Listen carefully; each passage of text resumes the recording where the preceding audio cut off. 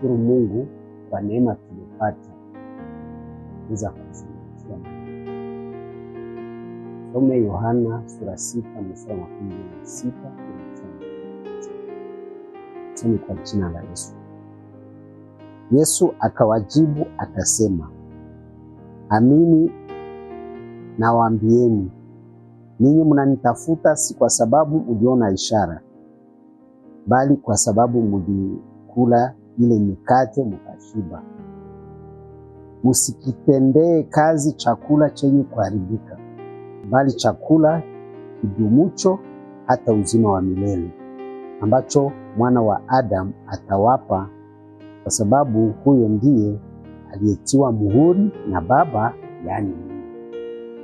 Tunatafuta kuzungumzia somo ambalo huenda litakukwaza, lakini ni lazima tuzungumzie juu ya ukweli huu. Na mbele tuendelee, tuombe Mungu. Tukuze kwa sababu uko Mungu, kwa sababu utatuongoza katika kupitia jina lako. Ninatazungumza juu ya somo ya maombi.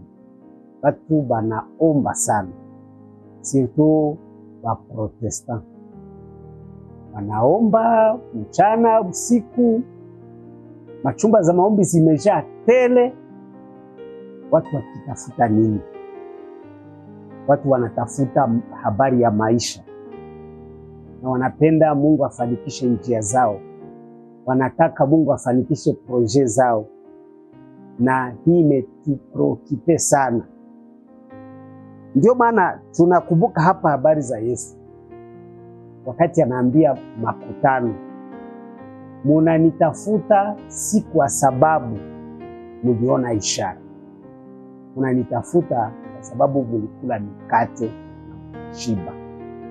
Nipana sasa anapana shauri, anasema tumutafute si kwa sababu ya chakula cha kuharibika, tumutafute kwa sababu ya chakula kidumucho hata milele. Hii inanipreokipe sana sana. Ninaona watu wanapoteza muda.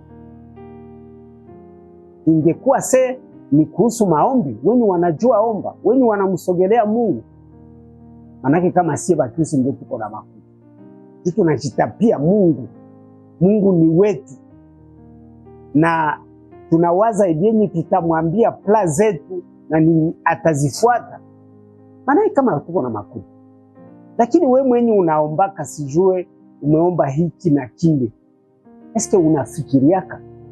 Unawaza eske vyenye uko ndani viko efikasi? Mbona hauna vya zaidi ya kushindia mpagani?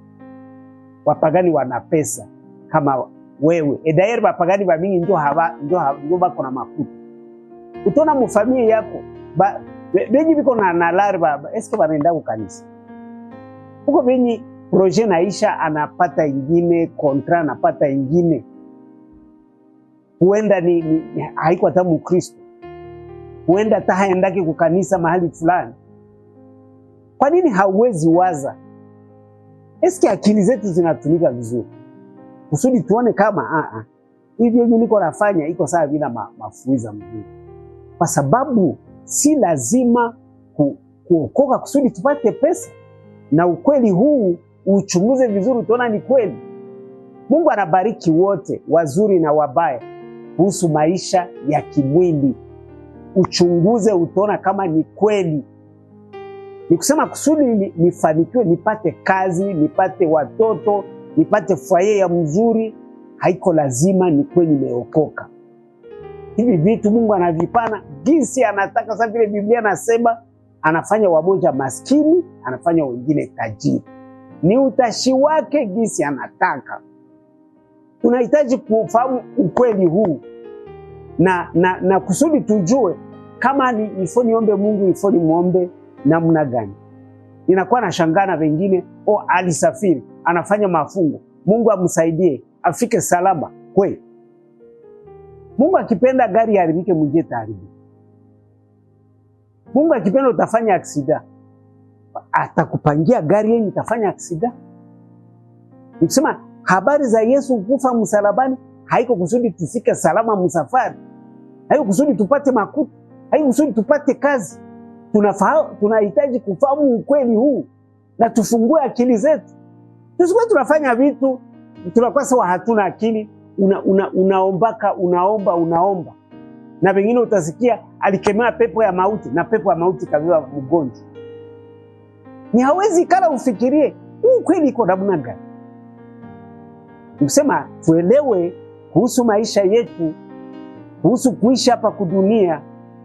Antukani Mungu anadeside na hii anaifanya kwa wote. Watu wanakuwa wanasema Shadraka, Meshaki, Abednego. Watu wanasema Daniel. Wanasema ndio Daniel alifanikiwa, hawasemi Nebukadneza. Wanasema habari za Musa, hawasemi juu ya Farao.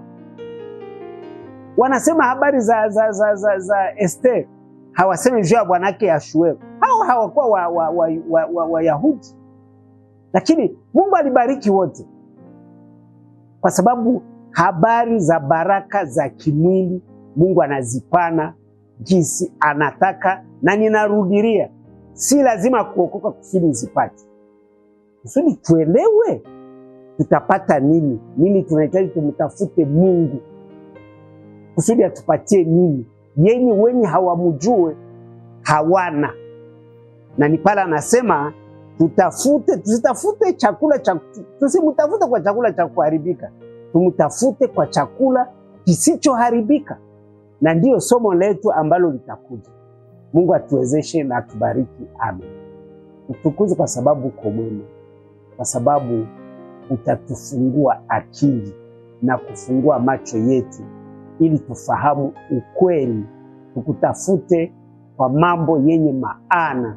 Ututie nguvu Bwana kunyenyekea ili nuru yako ituangazie kupitia Yesu Kristo. Amen.